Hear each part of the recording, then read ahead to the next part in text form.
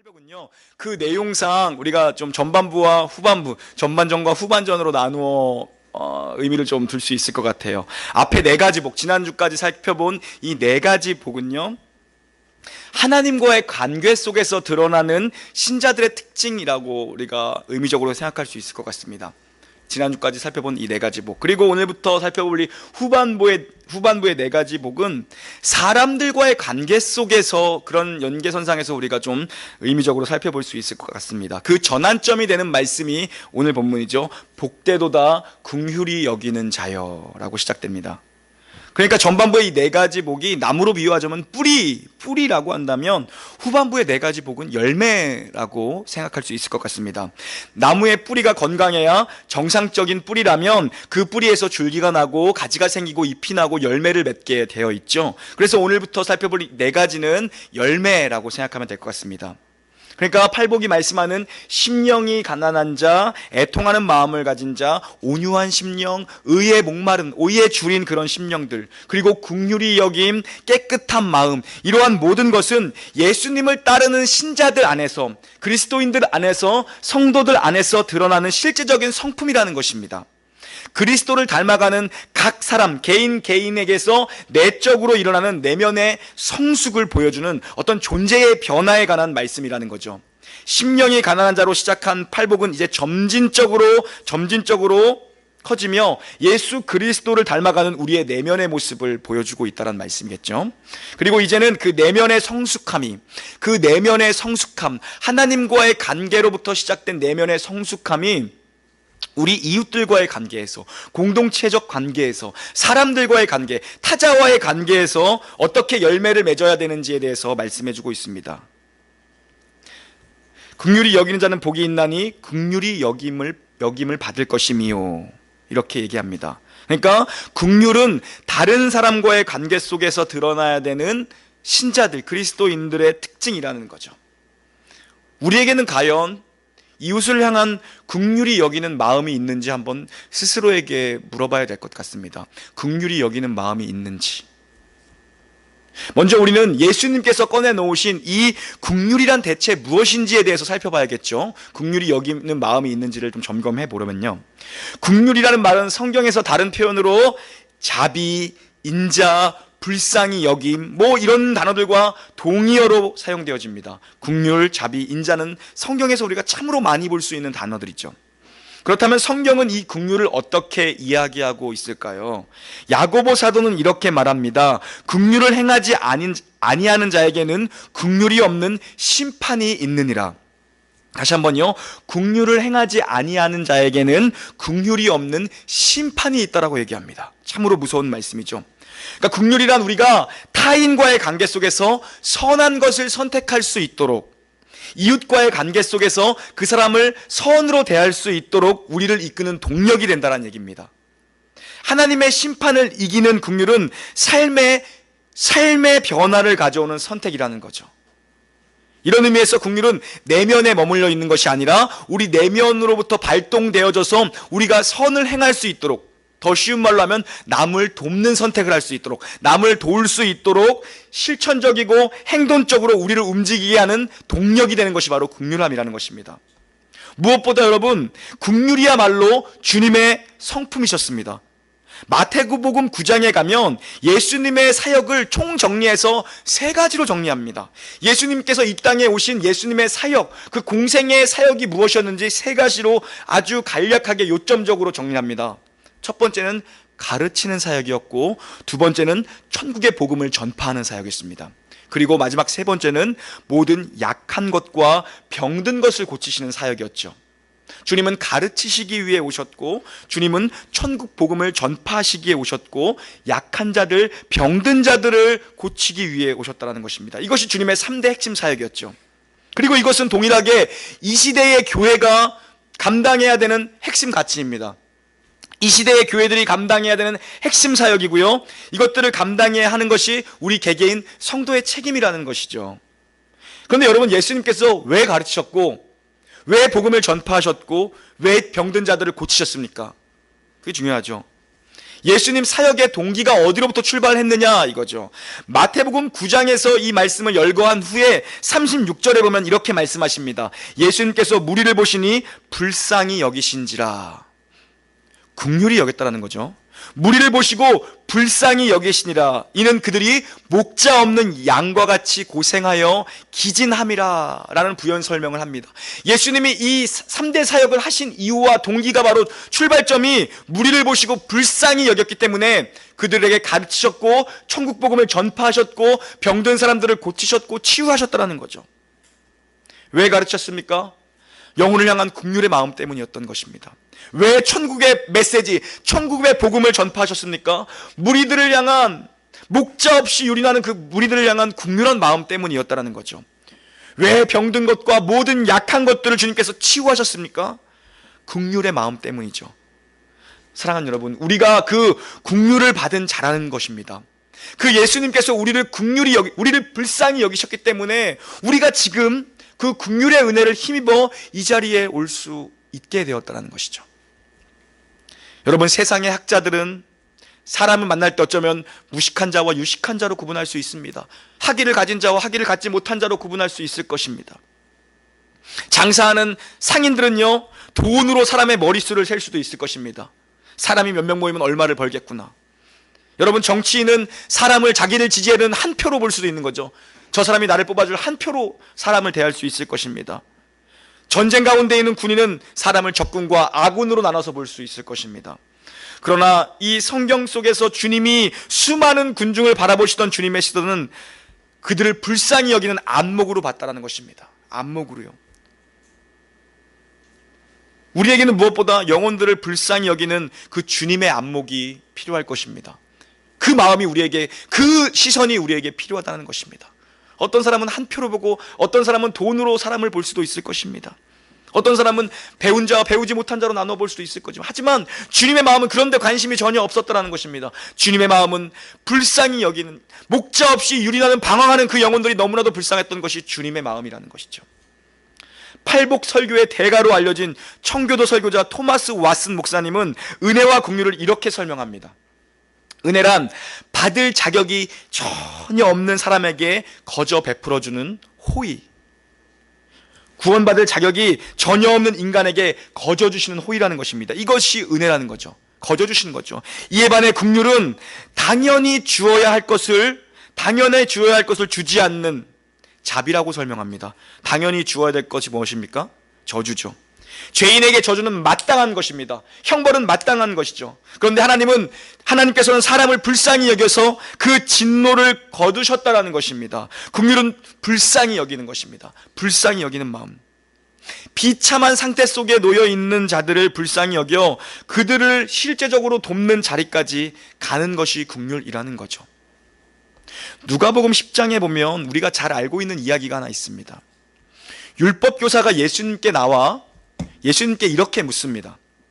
내가 무엇을 해야 영생을 얻습니까? 율법교사입니다. 율법에 대해서 누구보다 능통한 자입니다. 그런데 주님께 묻는 것입니다. 내가 무엇을 해야 영생을 얻을 수 있겠습니까? 그러나 주님께서 질문하십니다. 역으로 질문하시는 거죠. 율법에는 뭐라고 기록되어 있느냐? 너는 율법교사인데 그것도 모르느냐? 율법에 뭐라고 기록되어 있느냐?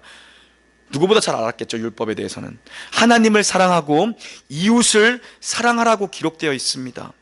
제대로 알고 있네, 잘 알고 있네. 그러면 내가 아는 대로 살면 된다라고 얘기하는 것입니다. 하나님 사랑하고 이웃을 사랑하면 된다라고 얘기하는 것입니다. 그러시면서 한 비유를 들어 설명하십니다. 그 비유가 바로 그 유명한 선한 사마리아인의 비유입니다. 한 사람이 예루살렘에서 여리고성으로 내려가는 길에 강도를 만납니다. 두들겨 맞습니다. 다 빼앗깁니다. 거의 집안 죽을 지경이 된 사람이 그 길가에, 더운 길가 팔레스타인 땅 한복판에 엎어져 있는 거예요. 그때 제사장이 그 길을 지나갑니다. 성경을 기록하기를 그러나 그를 보고 피해갔다라고 얘기를 합니다. 거의 죽게 된 사람이 두들겨 맞고 돈 다 뺏긴 그런 사람이 그 더운 날에 엎어져 있는데, 이어서 레위인도 지나갑니다. 그러나 그도 역시 그를 피해 지나갔다라고 얘기합니다. 누구보다 율법에 대해 능통했던 자들이고 누구보다 율법을 잘 지켰던 자들이죠. 세 번째로 어떤 사마리아인이 그를 보고 지나갑니다. 그런데 성경은 이렇게 기록합니다. 불쌍히 여겨, 그를 보고 불쌍히 여겼다라고 기록하고 있습니다. 중요한 것은 그 긍휼의 마음이 가슴 속에만 머물러 있는 것이 중요하지 않는 거라는 것입니다. 가슴에만 머물러 있는 것이 긍휼이 아니라 그 지나가던 사마리아인은 멈추어 섰습니다. 멈추어 선 거죠. 누구나 보고 긍휼한 마음을 가질 수 있습니다. 저 사람 참 안 됐네, 찌찌찌 할 수 있어요. 그런데 그는 가던 발걸음을 멈춥니다. 이 사마리아 사람은 그를 보고 불쌍히 여겨 그에게 다가갑니다. 마음이 움직이고 발이 움직인 거죠. 가던 길을 멈추어 서서 돌린 거죠. 그리고 그 상처를 치료해 줍니다. 싸매 주죠. 그리고 그를 메고 어디로 갑니까? 여관으로 갑니다. 그리고 여관 주인에게 2데나리온을 주면서 부탁합니다. 자기 돈까지 내준 거죠. 여관비까지 내준 거죠. 1데나리온은 한 사람의 하루 품삯 정도일 것입니다. 2데나리온이면 이틀 품삯 정도 됐겠죠. 우리식으로 얘기해도 작은 돈은 아니죠. 그러면서 하는 말이, 이 돈으로 모자라면 내가 돌아올 때 다시 들려서 돈을 더 줄 테니 이 사람을 잘 돌보아 달라고 여관 주인에게 부탁하고 다시 길을 떠납니다. 그때 주님께서 율법 교사에게 다시 이렇게 묻습니다. 이 세 사람 중에 누가 강도 만난 자의 참된 이웃이 되겠느냐라고 묻습니다. 이 율법 교사가 대답하죠. 자비를 베푼 자이니이다. 다른 말로 불쌍히 여긴 자입니다. 긍휼히 여긴 자입니다. 그 긍휼은요, 마음속에만 머물러 있던 것이 아니라 실제적으로 그 사람을 도왔던 것, 그것이죠. 그 자비가 바로 긍휼입니다. 긍휼을 베푼 자가 이 강도 만난 자의 참된 이웃이라는 것입니다. 저와 여러분은 여러분의 이웃들에게 참된 이웃인가라는 질문 앞에 서게 되겠죠. 우리는 정말 그들을 참된 긍휼한 마음으로 바라보고 있는가 서게 되겠죠. 너도 가서 이와 같이 하라 라고 주님께서 마지막에 말씀하십니다. 그러면서 이 비유가 끝나죠. 너도 가서 이와 같이 하라. 영생을 얻는 법이 무엇입니까? 라고 물어오는 율법교사에게 너도 가서 이와 같이 하라라고 얘기합니다. 긍휼이라는 것은 마음속에만 머물러 있는 것이 아니라 그것은 손이 되는 것이고 그것은 발로 내려오는 것입니다. 나의 수고가 포함된 행위까지를 긍휼이라고 하는 것입니다. 그런데 우리가 잘 하지 못하는 것이 바로 여기인 것 같습니다. 우리뿐만 아니라 누구나 이런 생각은 합니다. 어려운 사람 보면 마음 안 아픈 사람이 어디 있습니까? 돕고 싶지 않은 사람이 어디 있습니까? 하나님은 우리에게 모든 인생에게 양심을 주셨습니다. 그리스도인들뿐만 아니라 믿지 않니하는 자들도 양심은 가지고 있습니다. 그래서 무엇이 선이고 무엇이 악인지 알고 있습니다. 마음 아파합니다. 그들도. 하지만 참된 긍휼이라는 것은 손과 발이 되는 것까지를 얘기하고 있는 것입니다. 나의 수고가 포함된 행위죠. 나의 물질이 포함된 행위입니다.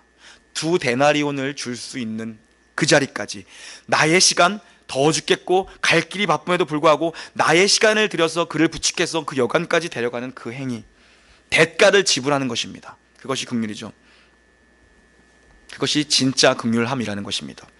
예수님은 율법을 따라 산, 그리고 종교적인 사람이 아니라 레위인도 아니었고 제사장도 아니라 긍휼을 실천한 사마리아인, 그 사람이 진정한 이웃이라는 것입니다. 긍휼함의 마음은 언제나 행함을 유발하는 동력이 된다는 것입니다. 행함을 유발하는 동력인 것, 동력.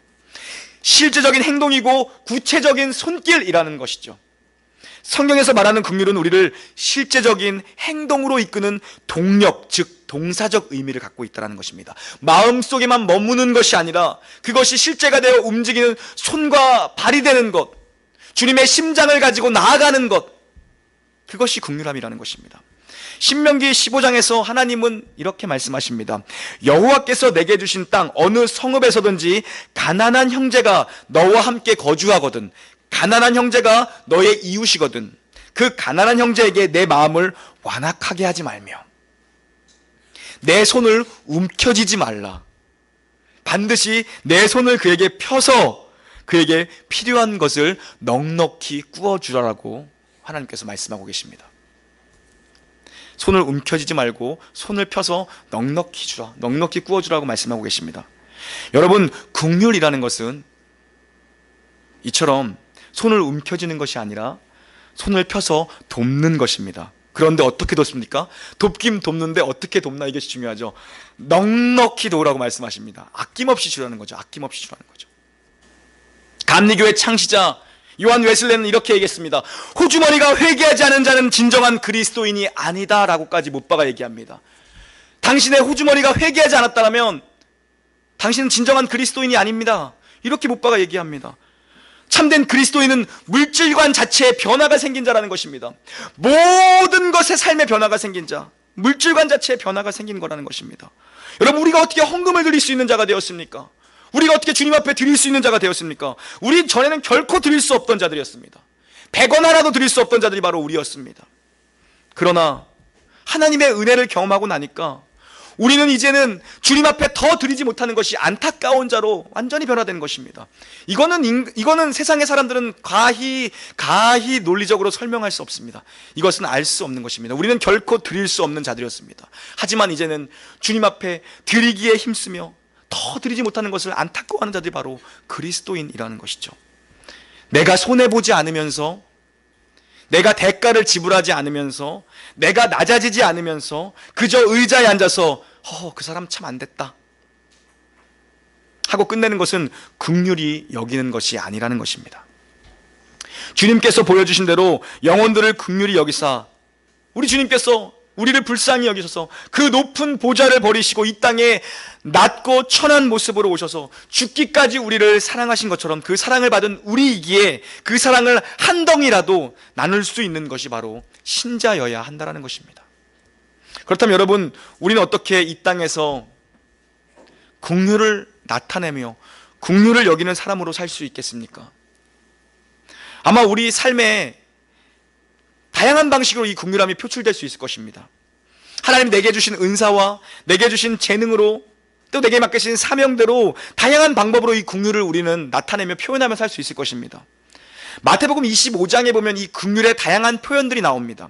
먹을 것이 없는 사람에게 먹을 것을 주라, 마실 것이 없는 자에게 물을 주라, 병든 사람을 방문하라, 감옥에 있는 사람을 찾아가라, 헐벗은 사람에게 옷을 주라, 잘 곳이 없는 사람을 재워주라. 이런 다양한 긍휼의 표현법들이 나와져 있습니다. 이것은 하지만 긍휼의 몇 가지 사례에 불과할 것입니다. 긍휼이 필요한 사람들의 종류와 그 가지는 수없이 많을 거예요. 수없이 많을 거예요. 여러분이 가진 은사와 재능과 물질과 건강으로 이러한 긍휼을 많이 실천하십시오. 그런데 저는 먼저 가장 기본적이면서 가장 공통적으로 우리 모두에게 요구되는 한 가지만 도전을 하려고 합니다. 앞에 마태복음 25장에 나와 있는 이 실제적 도움들, 그런 것들을 필요한 자들을 우리는 참으로 많이 도와야 할 것입니다. 하지만 그에 앞서 우리에게 지금 필요하고 지금 요구되고 있는 것, 가장 공통적이며 가장 기본적인 한 가지의 영적 도전만을 하려고 합니다. 그것은 바로 중보기도입니다. 그것은 바로 영혼들을 위해서 기도하는 것입니다. 지금 우리에게 필요한 것은 그것입니다. 사실 우리 가운데 지금 물이 없어서 마시지 못하는 자는 없을 것입니다. 우리 공동체 가운데 옷이 없어서 헐벗어서 있는 사람은 없을 것입니다. 다들 좋은 옷들을 입고 삽니다. 무엇보다 필요한 건 지금 그들의 영혼을 위해서 우리가 기도를 할 수 있어야 한다는 것입니다. 여러분의 눈에 밟히는 사람들, 저 사람 참 안 됐다라고 생각이 되어지는 눈에 밟히는 자들을 위해서, 영혼들을 위해서 우리는 함께 기도할 수 있어야 한다는 것입니다. 마음에 안타까움이 드는 그 영혼을 위해서 함께 중보로 그 영혼을 도울 수 있어야 된다는 것이죠. 왜요? 그 영혼을 향한 긍휼한 마음이 없으면 결코 기도할 수 없기 때문입니다. 우리가 물질로 돕고 우리가 좋은 것을 대접하며 이런 것도 마음이 없으면 섬길 수 없습니다. 결단코 내 마음이, 네 물질이 있는 곳에 내 마음이 있다라고 주님께서 말씀하시지 않습니까? 기도 역시도 결단코 그 사람을 긍휼히 여기지 않는다면 우리는 기도할 수 없을 것이고 기도의 입술이 트이지 않을 것입니다. 다른 영혼을 위해 기도할 수 있다는 것은 참된 축복입니다, 여러분. 왜요? 내가 하나님의 마음을 소유했다라는 증거이기 때문입니다. 하나님이 목자 없이 유린하는 우리들을 불쌍히 여기셔서 우리를 부르시는 것처럼 내가 누군가를 위해서 기도할 수 있다는 것은 내 안에 하나님의 긍휼의 마음이 있다는 것이죠. 하나님의 은혜가 내게 가득하다라는 것입니다. 그 은혜가 내게 부어져 있다는 거예요. 여러분, 어쩌면 내가 새벽마다 기도해주는 영혼들이, 내가 마음속으로 기도해주는 영혼들이 내가 자신을 위해서 기도해주고 있다는 것을 모를 때도 있을 것입니다. 알 때도 있을 거예요. 하지만 모를 때도 있을 것입니다. 사람이 알아주지 않는 것입니다. 어쩌면 이것은. 그러나 하나님이 알고 계시고 하나님이 듣고 계시다라는 이 믿음 가운데 우리는 계속해서 영혼들을 위해서 긍휼한 마음으로 그 영혼을 위해서 기도할 수 있어야 한다는 것입니다. 그래서 우리는 남을 위해 기도할 수 있는 거죠. 그 영혼을 놓고 기도할 수 있는 거예요. 긍휼히 여기면서 하나님 앞에 그 영혼을 의탁할 수 있는 것입니다. 그 사람이 알아주든 알아주지 않든 하나님 앞에서 서로 기도하는 것이 필요하다는 것입니다. 그것이 긍휼히 여기는 마음의 출발점이 되어야 한다는 것이죠. 긍휼한 마음을 가지고 하나님 앞에 내어놓는 것입니다. 함께 기도의 동역자가 되는 것이죠. 서로 기도로 서로를 도우며 기도로 서로를 세워가야 한다는 것입니다. 이것이 긍휼을 나눌 수 있는 공동체의 출발점이라는 것이죠. 그러다 보면 자연스럽게 그런 긍휼한 마음은 아까 이야기했던 그런 것들로 표출되어 있기 때문입니다. 반대로 기도를 하면서 실제적으로 그 영혼에게 관심을 갖지 않는 것, 이것도 모순된 것입니다. 하지만 기도하지 않으면서 그 영혼에게 좋은 것만 대접하는 것, 이것도 모순입니다. 우리는 기도로 출발하여서 그 영혼을 향한 긍휼한 마음을 가지고 그 영혼을 실제적으로 도울 수 있는 방법을 함께 간구할 수 있는 자리까지 가야 한다는 거죠. 영혼을 향한 불쌍한 마음을 가지고 주님 앞에 먼저 나가야 한다는 것입니다. 이런 자들에게 약속한 축복이 있습니다. 긍휼히 여기는 자는 긍휼히 여김을 받을 것이다 라고 주님께서 약속하십니다. 남을 불쌍히 여길 줄 아는 자는 불쌍히 여김을 받을 것이라고 얘기합니다. 이들에게 허락된 가장 큰 축복은 긍휼함을 마음에 품은 것 그 자체입니다. 가장 큰 축복은 내 안에 저 사람을 향한, 내 안에 저 영혼을 향한, 영혼들을 향한 그 긍휼한 마음이 있는 것, 그 자체가 가장 큰 축복이라는 것입니다. 왜냐하면 긍휼의 마음이 누구의 마음입니까? 우리 주님의 마음이기 때문입니다. 하나님의 마음을 이미 소유했기 때문에 복되도다 긍휼히 여기는 자요, 이것도 선포입니다. 하나님의 마음을, 주님의 심장을 이미 가진 자이기에, 복된 자이기에 하나님 마음으로 세상을 바라볼 수 있는, 영혼들을 바라볼 수 있는 안목이 생긴 거죠. 주님의 마음과 일치한 거죠. 주님의 마음과 통한 거죠. 주님의 마음과 하나가 된 것이죠. 하나님 앞에 인정받는 인생이라는 것입니다. 그 인생이 영혼을 향해서 안타까운 마음이 내 안에 있다. 아, 저 사람을 진짜 돕고 싶어서 미치겠다. 내가 비록 가진 것도 얼마 안 되지만 정말 기도로 저 영혼을 세우고 싶다. 이런 마음이 있다라면 그것이 하나님의 마음을 이미 품은 것입니다. 내 마음이 주님으로 가득 차 있기 때문에, 주님의 긍휼의 은총으로 가득 차 있기 때문에 영혼을 향해서 안타까운 마음을 가질 수 있다는 것입니다. 이것은 실로 큰 축복이 아닐 수 없습니다. 우리를 향한 강력한 도전이라는 거죠. 너희가 이 마음을 가졌으면 좋겠다. 이 마음을 품으라. 곧 예수 그리스도의 마음. 너희가 내 마음을 알았으면 좋겠다. 주님의 마음은, 하나님 아버지의 마음은 무엇입니까? 나는 인애를 원하고 제사를 원하지 않으며 번제보다 하나님 아는 것을 원한다라고 얘기하지 않습니까? 제사보다 더 중요한 것은, 번제보다 하나님이 더 원하는 것은 인애, 긍휼한 마음이고 하나님 마음을 아는 것을 원한다는 것입니다. 내 마음이, 이 시대를 향한 내 마음이 어떤 것인지를 알고, 너를 향한 내 마음이 어떤 것인지를 알고, 저 불쌍한 영혼들을 향한 내 마음이 어떤 것인지를 아는 것, 하나님을 아는 지식, 하나님의 마음을 아는 것, 내가 원하는 것은 그것이다라는 것입니다. 이 시대에 진실로 필요한 자는 하나님의 마음을 아는 자입니다, 여러분. 하나님의 마음을 소유한 자, 그 사람이 진실로 필요한 시대를 우리가 살아가고 있고, 그런 자들이 참으로 복된 자들입니다. 하나님의 마음을 알지 못하는 신학 박사보다 구구절절한 하나님의 마음을 아는 소자 하나가 필요한 시대가 있으리라는 것입니다. 하나님 마음과 내 마음이 일치하는 것, 한나가 기도할 때 하나님께서 한나를 향해서 그 자식이 없음을 보고 애통하며 눈물 흘리는 하나님의 마음이 바로 그거였던 거죠. 너는 자식이 없는 것으로 애통하느냐? 나는 이 시대에 내 마음을 아는 제사장 하나가 없고 내 마음을 아는 내 백성 하나가 없다. 그 마음이 통한 것입니다. 그 자식을 위해서 간구하는 하나의 마음, 하나님 마음이, 한나야, 그게 네 마음이냐? 내 마음, 이 시대를 향한 내 마음이 이렇다. 이 수많은 백성들 가운데 내 마음을 아는 내 자식 하나가 없다. 이것이 하나님의 마음이었다는 것입니다. 그때 하나님께서 한나에게 시대의 등불을 밝힐 아들을 주십니다. 그가 사무엘이었죠. 왜 주신 겁니까? 하나님과 마음이 통했기 때문에 주신 겁니다. 그를 이 시대의 진정한 빛으로 사용하라고 주신 겁니다. 하나님께서. 하나님의 마음과 내 마음이 통하는 것, 그것이 큰 축복이죠. 내가 하나님의 마음을 깨달을 수 있는 축복이 우리 모두에게 있기를, 여러분 개개인에게 있기를 주님의 이름으로 축원합니다. 사랑하는 여러분, 우리는 어떻게 이 긍휼의 마음을 소유한 그러한 인격의 소유자가 될 수 있을까요? 저는 진짜 목사가 되기 전부터 계속 고민하는 건, 나한테 이 마음이 정말 있는 것인가? 이거 정말 고민했어요. 나한테 영혼을 향한 그 안타까운 마음과 영혼을 향한 긍휼한 마음이 정말 내 안에 있는 것인가? 이게 가장 큰 고민이었던 것 같아요. 아니, 내가 그런 마음, 정말 영혼들만 생각해도 눈물이 쏟아지는 그런 마음이 있어야 목사가 되는 게 아닌가? 이런 마음으로 제가 정말 너무나 고민했고 지금도 고민하고 있습니다. 이런 마음이 정말 우리 모두에게 있는 것인가? 우리 교회에 그런 마음들이 넘쳐나고 있는 것인가? 계속되는 고민일 것 같아요, 여러분. 어떻게 우리는 이런 긍휼의 마음을 소유한 자들이 될 수 있을까요? 대답은 하나뿐입니다. 여러분이 받은 구원이 어떤 것인지를 깨달으셔야 합니다. 내가 어떤 존재이며 내가 얼마나 가능성 없고 내가 얼마나 불가능한 존재인지를 깨달아야 됩니다. 그런 나를 구원하신 그 하나님의 사랑이, 하나님의 은혜가, 하나님의 자비가, 하나님의 긍휼이 얼마나 깊고 큰 것인지를 우리가 깨달아야 됩니다. 내가 받은 구원의 무게가 얼마나 큰 것인지를 깨달아야 한다는 것입니다.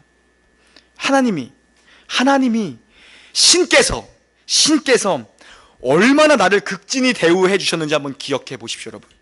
하나님이 이 벌레 같은 나를, 이 벌레보다 못한 우리를 얼마나 극진히 대접해 주셨는지 가늠해 보아야 되는 것입니다. 가늠할 수 없죠. 마땅히 받아야 될 그 진노 대신에 사랑으로 나를 구속하신 그 하나님의 은혜가 얼마나 큰 것인지를 우리가 깨달을 때 우리는 영혼들을 향해서 긍휼한 마음을 가질 수 있을 것입니다. 왜요?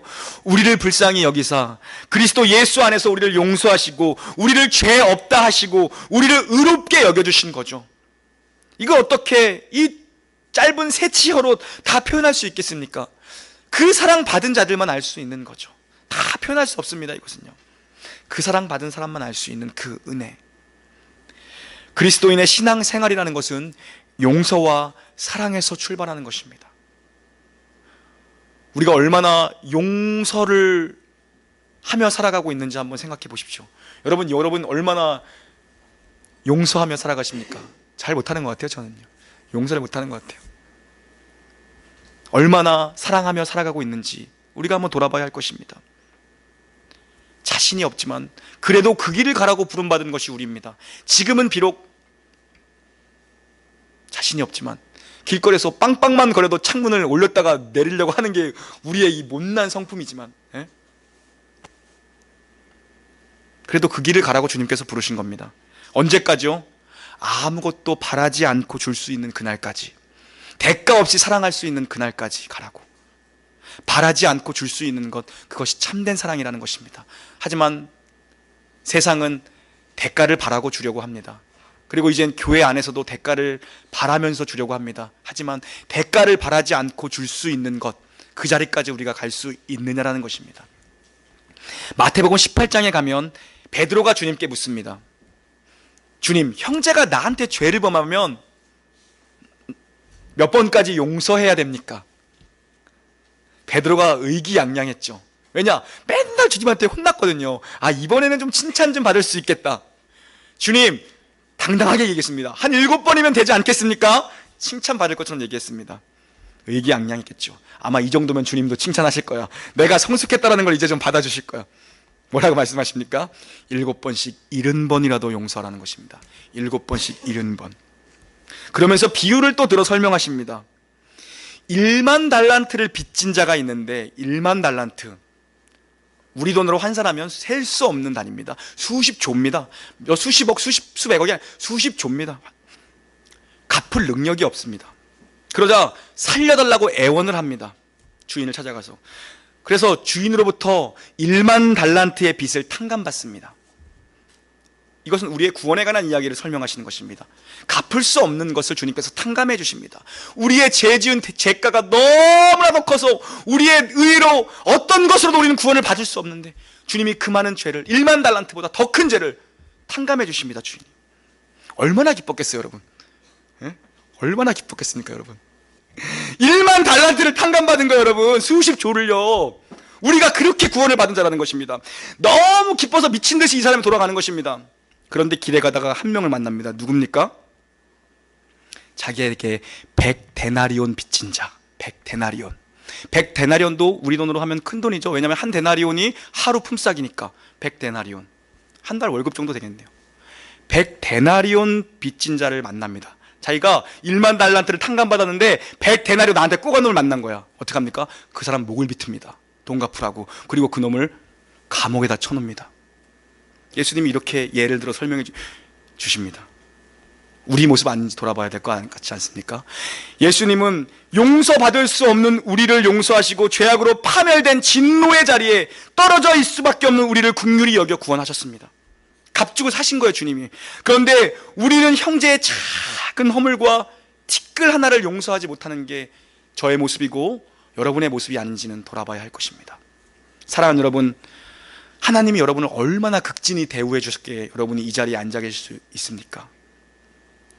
그제야 우리는 남을 용서하고 긍휼히 여길 수 있을 것입니다. 내가 어떠한 대접을 하나님께 받았는지, 우리가 긍휼히 여김을 받을 만한 어떤 조건이 있어서가 아니라 하나님의 자비로우심으로 말미암아 조건 없는 용서와 그 사랑을 받았기에 우리는 다른 사람을 조건 없이 용서하고 사랑할 수 있어야 한다는 것입니다. 조건 없이 누군가에게 자비로울 수 있다는 건 결코 쉬운 일이 아닐 것입니다. 평생 해야 되는 싸움입니다. 우리는 너무나 많이 조건적 삶에 익숙해져 있습니다. 기브 앤 테이크라고 하죠. 너무나 많이 조건적 삶에 익숙해져 있는 게 우리의 가치관입니다. 하지만 하나님의 긍휼은 조건 없이 그분의 외아들 예수 그리스도를 우리에게 보내주셨습니다. 영혼들을 긍휼히 여기는 자가 복이 있다라고 얘기합니다.